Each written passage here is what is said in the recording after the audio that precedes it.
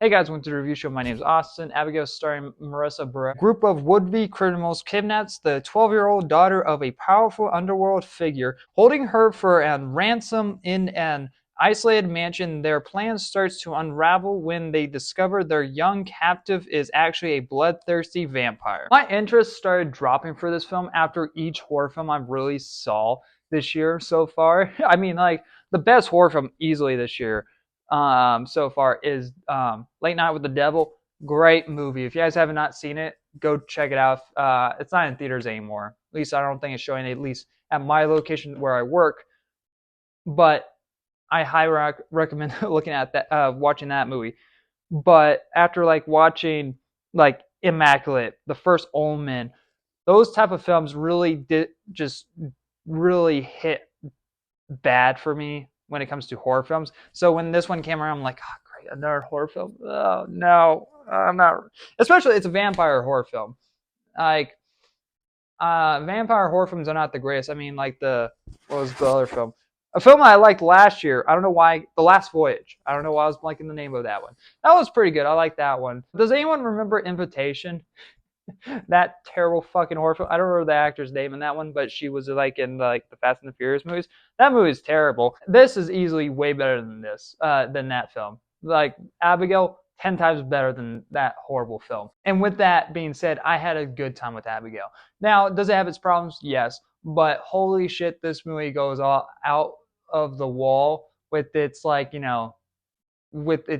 with its premise. This movie is bloody violence. Oh, fucking blood exploding everywhere. This is like this is a good fun time. This is what this movie is. It's just dumb fun, but it does take a bit to get into the dumb fun. Like from the trailers, the big hook is like, all right, we're gonna get this killer vampire type of girl kidnap situation that goes wrong movie, and it takes a bit to get to that certain part because it does try to build up to it at some form. It's like the movie does try to like, oh well, there is this we kidnapped accidentally this highly wealthy dude who is very powerful's daughter, and they might have sent some people for her, and they maybe it's like, oh, maybe one of us is that person, and it's like it was all rules, like it's all like it was all part of the plan, and it's like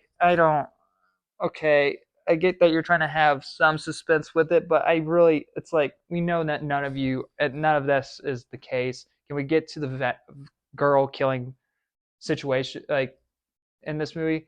It does play in a bit of with the vampire stuff, like, oh well, maybe this might work, maybe this won't work. Because another thing, there's this MacGuffin somewhat in the film that interplays, and Melissa doesn't really do anything with the doesn't tell them like, hey, this actually works, but she allows these these other groups of criminals to go off to try to attack Abigail, and next they fail at it because they also test out like, maybe stabbing her might work, or maybe, I don't know, garlic or whatever, and it's like none of that really works, and she's like, well, actually this works. It's like, why did you not just lead off with that first?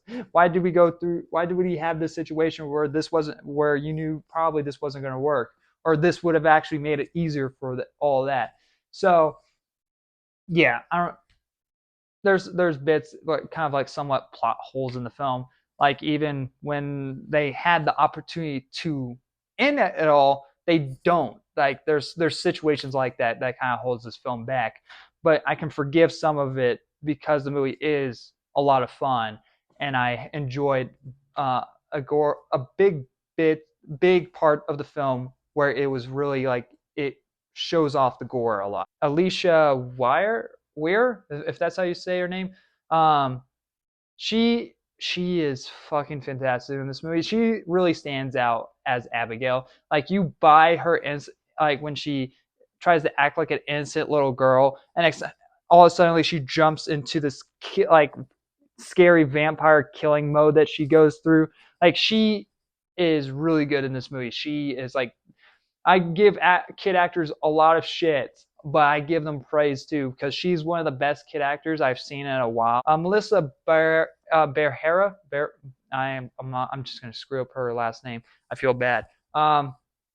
She's probably the most likable out of the whole entire group. I mean, like this group is a bunch of criminals, so you can't really root for them. So it's like, but you're in this like horrible situation, like your enemy is my enemy type of situation. So it's like, all right, well, I kind of like got to root for you guys because like we're in this situation. So let's get out of this. And you have like Melissa, somewhat likable. So it's like, all right, at least I can root for this person. You do learn some stuff about them, and I'll get into a bit of it, but just from their performance, from how they acted, were very funny, and like just based off their performance is very memorable. Like I really liked I forget the actor's name and the character's name, but almost like buff Elon Musk, like I like to call him. He looks like a big buff Elon Musk. All right, but he plays like a dumb type of character,